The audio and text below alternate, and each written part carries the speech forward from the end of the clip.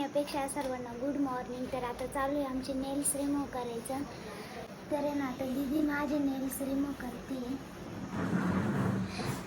दोनच राहिले पण ते काही तिच्याच्याने होईना. होईल का नाही? काय झालं लगेच?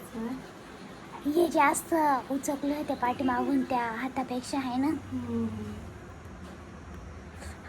लई दुखतंय ते मध्ये टोचला जात आहे नाकाला.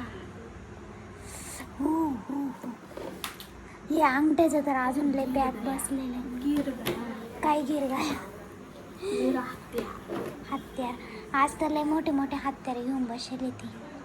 तिकडं शिवण क्लासेस पण चालू आहे. इतक्या टाइम मी क्लास घेत होते. आता मी पार्लरमध्ये आले. हे भारी निघलं ना ते हाय तसंच निघलं. हो ना येड्या पोरीने त्याच्या. मी लावते आता साड्यांना फोन आणि दीदी माझा व्हिडिओ काढते आणि हसू राहिली. का बरं हसू राहिली? तू काम करील ना. मग काय करते? काम करावा. मग काय करू राहिली आपली?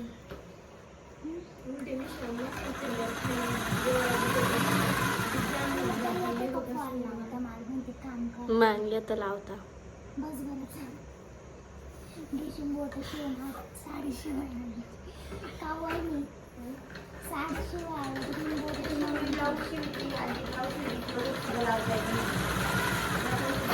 मेकअपसाठी कस्टमर आलेले होते. तर सायडर मेकअप होता तर मी मेकअप केला आणि हेअरस्टाईल पण बाकी होती. तर मेकअप झाल्यानंतर हेअरस्टाईल करणार होते. 6 वाजले आणि मम्मीचं त्यांचं चालू आहे बाहेरचं काम. तर इथं ना आमचं सगळं हॉटेलचं सामान होतं. तर आहे ना मामाच्या घरी होते सामान आम्ही इकडे आणलं होतं. तर सगळं सामान इथं ठेवलं होतं आम्ही. आता मम्मीने ते लावते ते सामान पण आम्ही सेड केलं आहे त्या सामानासाठी. तुम्ही इतक्यात नेलं मम्मी एवढं सामान?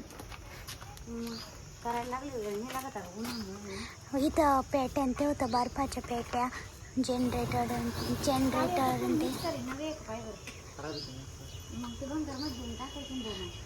ते कसं उघडी त्या ग लय जड आहे ते सामान आहे त्याच्यामध्ये.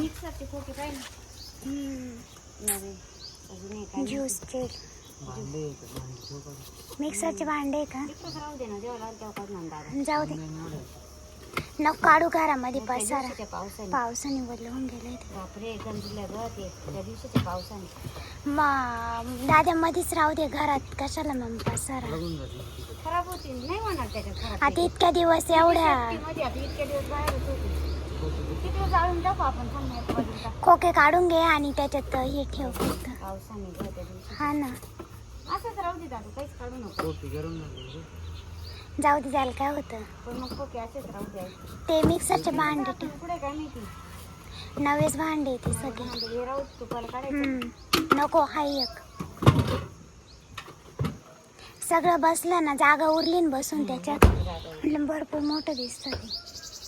दादाला खोली वाढ पीटी पाहिजे किती वेळ पपईच्यात पाणी भरून ठेवायचे कधी कधी.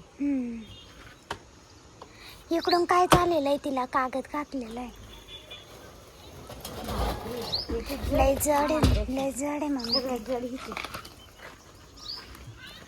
स्ट्रेटनिंगसाठी कस्टमर आलेले होते. मी आणि मम्मी स्ट्रेटनिंग करत होते. तर दोघी जणी असल्या ना तर पटपट होतं कारण एकटीलाच लेअर काढायची आणि स्ट्रेटनिंग करायची तर खूप वेळ लागून जातो. पण कस्टमर जर चालू असले ना तर आहे ना एकटीलाच करावं लागते. आणि स्टुडंट असले होते पण आहे ना भरपूर मदत करतात लेअर वगैरे काढून देत्या. तर त्यांची सुट्टी पण 5 वाजता होती आणि नंतर आले होते कस्टमर. तर दिवसभर स्टुडंट असल्यावर आहे ना त्या पण भरपूर मदत करते आणि त्यांची पण आहे ना आता खूप भारी प्रॅक्टिस चालू आहे. त्या पण स्ट्रेटनिंगचे कस्टमर घेतात.